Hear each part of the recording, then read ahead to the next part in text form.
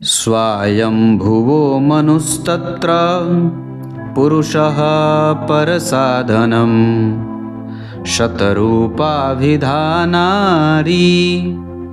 योगिनी सा तपस्विनी। प्रिय दर्शकों नमस्कार, एक बार फिर से उपस्थित हूं आप सबके सामने शुक्रवार के कार्यक्रम में। आज मैं जिस विषय के साथ आपके सामने उपस्थित हूं, ये विषय 3 ग्रहों को जोड़कर बनाया गया है और ये कार्यक्रम का ऐसा विषय होगा आज का कार्यक्रम, जिसमें हम 3 ग्रहों को देखकर जातक की कुंडली को समझने की पूरी कोशिश करेंगे कि लग्न से गुरु कहाँ बैठे, गुरु से चंद्रमा कहाँ बैठे और चंद्रमा से सूर्य कहाँ बैठे। इन 3 ग्रहों को देखकर आप उस कुंडली के धर्म, उस कुंडली के अर्थ, उस कुंडली के काम और उस कुंडली के मोक्ष, चारों पुरुषार्थों को समझने की कोशिश करेंगे। बने रहिएगा कार्यक्रम के अंतिम हिस्से तक, कहीं नहीं जाना है। शुरू करते हैं आज का कार्यक्रम। कार्यक्रम के आरंभ में मैंने जो श्लोक पढ़ा है उसका अर्थ कार्यक्रम के अंतिम हिस्से में बताऊंगा। आइए विषय पे लेके आता हूं।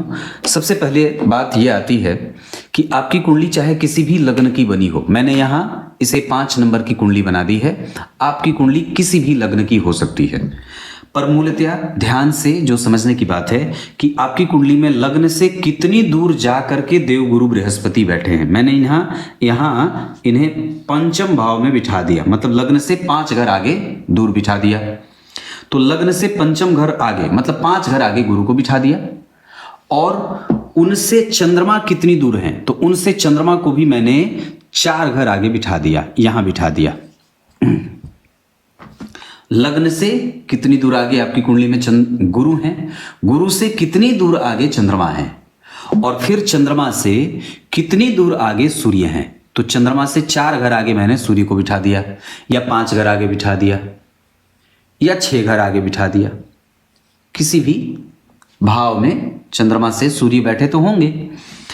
दूसरे घर में बिठा दिया या 12वें घर में बिठा दिया, मतलब 12 घर आगे बिठा दिया। तो सिद्धांतकार लिखते हैं कि लग्न से जितने घर आगे गुरु हों और गुरु से जितने घर आगे चंद्रमा हों और चंद्रमा से जितने घर आगे सूर्य होंगे, ये तीनों ग्रह गुरु, चंद्रमा और सूर्य अगर एक दूसरे से नवम पंचम के संबंध में बैठे हों, मतलब गुरु से 5 घर आगे सूर्य, गुरु से 5 ही घर आगे अगर चंद्रमा, विचार करिए अगर चंद्रमा और सूर्य एक साथ बैठेंगे तो अमावस्या दोष हो जाएगा। पर यह सिद्धांत क्या कहता है कि लग्न से जितने घर आगे गुरु बैठे हों, उनसे जितने घर आगे सूर्य हों, उतनी ही दूरी पर अगर चंद्रमा भी बैठे हों, तो ये महान योग नहीं राजयोग बन जाता है। मतलब गुरु की दृष्टि तब चंद्रमा और सूर्य दोनों पर पड़ेगी। और दूसरी बात कि अगर चंद्रमा और सूर्य दोनों एक साथ नहीं बैठे हों और मान लीजिए गुरु से चंद्रमा 5 घर आगे बैठ गए और चंद्रमा से 4 घर आगे सूर्य बैठ गए, तो गुरु की दृष्टि चंद्रमा पे तो जा रही है, लेकिन गुरु की दृष्टि सूर्य पे तो नहीं जा रही है। अगर चंद्रमा से 4 घर आगे सूर्य बिठाते हैं तो फिर भी अगर गुरु से त्रिकोण में चंद्रमा और चंद्रमा से केंद्र में सूर्य आ गए, तो ये व्यक्ति की कुंडली में धर्म भी देता है, अर्थ भी देता है, काम भी देखता है और मोक्ष भी देता है। इसको समझने की कोशिश करते हैं। लग्न से अगर केंद्र में गुरु बैठेंगे तो लग्न को बलि बना देंगे। इस वजह से आपका मोक्ष सध जाता है, क्योंकि किसी भी घर से अगर मान लीजिए लग्न है, लग्न से 4 घर आगे अगर गुरु बैठते हैं तो धर्म, अर्थ, काम, मोक्ष, व्यक्ति का मोक्ष उसे प्राप्त होता है या मोक्ष की गति मिलती है। केंद्र में गुरु वैसे भी व्यक्ति को मोक्ष दे जाते हैं।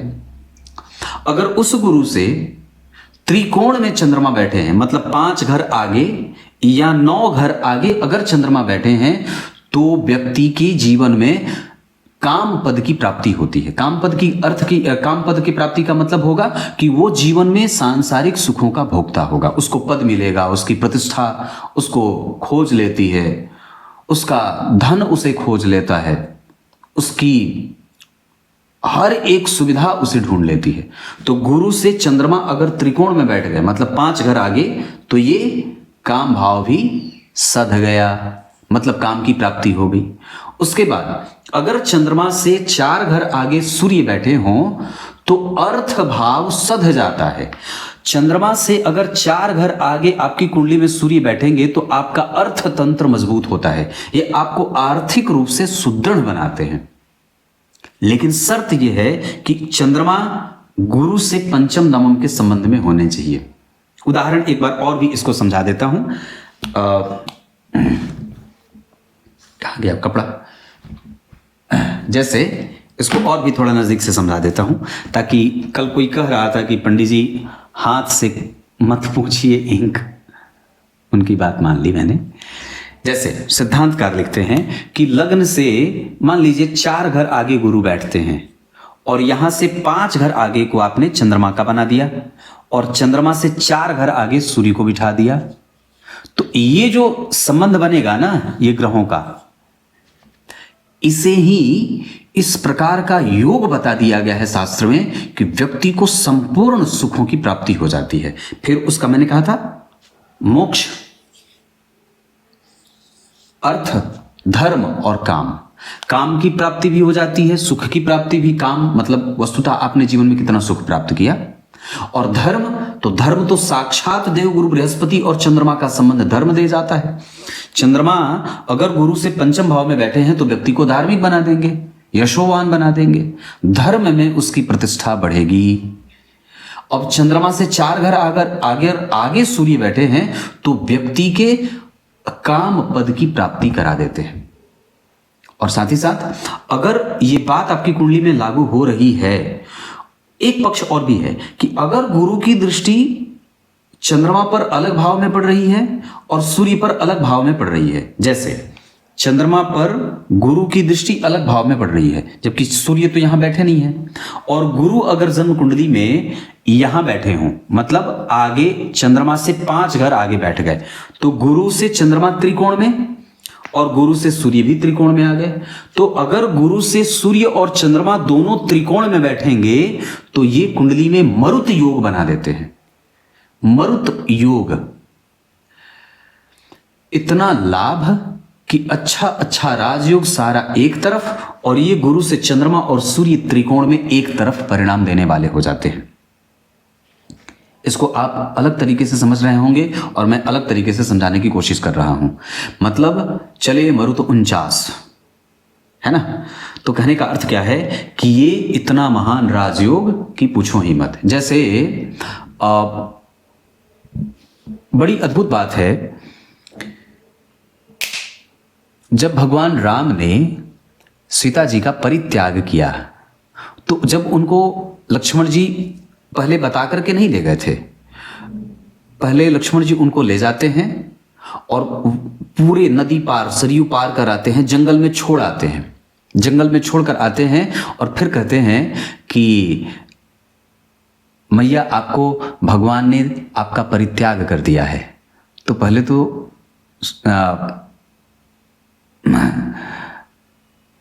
उनको विश्वास ही नहीं हो रहा था, पहले उन्हें विश्वास ही नहीं हो रहा था कि ऐसा कैसे, ये हमारे देवर हैं, ये हो सकता है कि हंसी मजाक कर रहे होंगे। पर जब लक्ष्मण जी रोने लगते हैं तो सीता मैया को लगता है कि कहीं ये सही तो नहीं बोल रहे, फिर भी उन्हें विश्वास नहीं हो रहा था क्योंकि उन्हें पता था कि ठाकुर जी उन्हें बड़ा प्रेम करते हैं। किशोरी जी को ये बात मालूम थी कि उन्हें बहुत प्रेम करते हैं, वो उन्हें उनका परित्याग कर ही नहीं सकते हैं। और वो बार बार जब वो कह रहे थे कि नहीं सच में एक धोबी के कहने पर उन्होंने आपका परित्याग किया है, और क्योंकि देवी मैया को ये बात पता थी, सीता मैया को ये बात पता थी कि वो राम जी का अंश, भगवान का अंश, उनकी रोशनी उनके गर्भ में पल रहा है, फिर इस अवस्था में उन्होंने मेरा परित्याग क्यों किया। और उन्होंने ये बात उनसे पूछी कि जाकर के वशिष्ठ मुनि से ये बात पूछना कि भगवान ने मेरा परित्याग क्यों किया था, क्योंकि जबकि मैं बिल्कुल ही शुद्ध हूं, मैंने स्वप्न में भी कभी किसी पर पुरुष का चिंतन नहीं किया है। और तब तक सीता मैया तब तक उनको देखती रहती हैं लक्ष्मण जी के जाने का, जब तक वो नदी पार नहीं कर जाते हैं। तब उन्हें विश्वास हो जाता है कि नहीं, सच्चे में ही भगवान ने मुझे मेरा परित्याग कर दिया है। और उस समय उनकी सुरक्षा हाथी करते हैं, घोड़े करते हैं, हंस करते हैं, बादल भी उनकी सुरक्षा करते हैं। उनका शरीर बिल्कुल ही मिट्टी में सन गया था, क्योंकि वो बार बार बेहोश हो जा रही थी, ये सोच करके कि भगवान ने मेरा परित्याग कर दिया है। लीला है वैसे तो। बार बार उनकी सुरक्षा कौन कर रहे थे? वो जब बेहोश हो जा रही थी तो 3 बार जब बेहोश हुई, तब तक तो लक्ष्मण जी उनके सामने ही बैठे थे, रो रहे थे। कभी पंखा करते हैं, कभी अपने दुपट्टे से उनको हवा करते हैं। जब तक वहां लक्ष्मण जी थे तब तक वो उनको होश में लाते रहे। और भगवान ने ये इशारा किया था कि इसे छोड़कर तुरंत चले आना, तुम वहां रहना मत। मतलब सीता जी को छोड़कर तुम्हें तुरंत वापस आ जाना है, वहां रहना नहीं है। तो भगवान की आज्ञा का पालन भी करना था। तो लक्ष्मण जी जैसे उनको छोड़कर आते हैं और वापस जब देवी मैया देखती हैं, सीता जी देखती हैं कि लक्ष्मण जी नदी पार चले गए, तब उन्हें ये विश्वास हुआ कि नहीं, सच्चे अर्थ में भगवान ने मेरा परित्याग कर दिया है। और फिर बेहोश होती हैं, और जब बेहोश होती हैं तो हंस उनकी सुरक्षा करते हैं। नदी का जल लाकर उनके मुखड़े पर हंस अपने पंखों से जल का छिड़काव करते हैं। हाथी अपने सूंड में जल भरकर उनके ऊपर जल की वर्षा करती हैं, ये होश में आ जाएं। फिर तुरंत ही थोड़ी देर के बाद महर्षि वाल्मीकि का आगमन हो जाता है।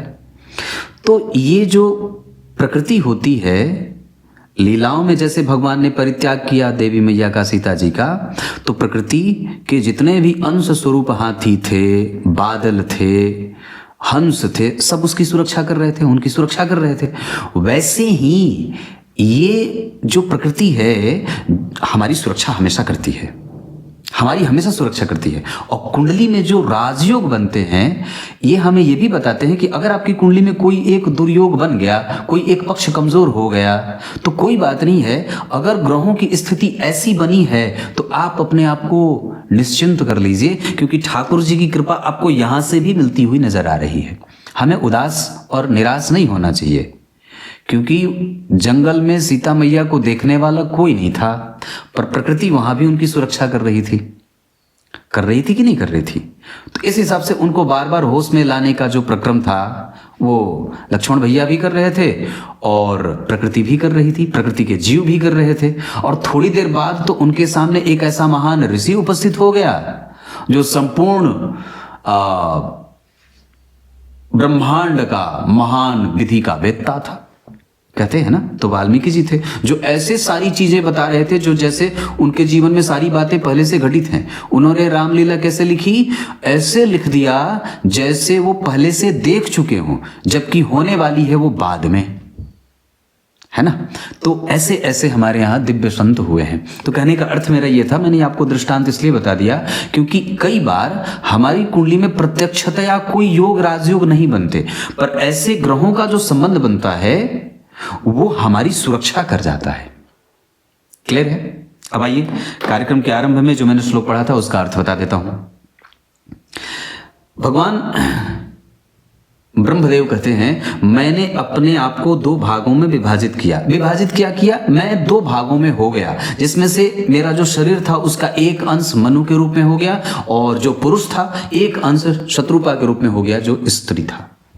और फिर यहां से सृष्टि के मैथुन सृष्टि का आरंभ होता है। तब तक के लिए बहुत बहुत नमस्कार।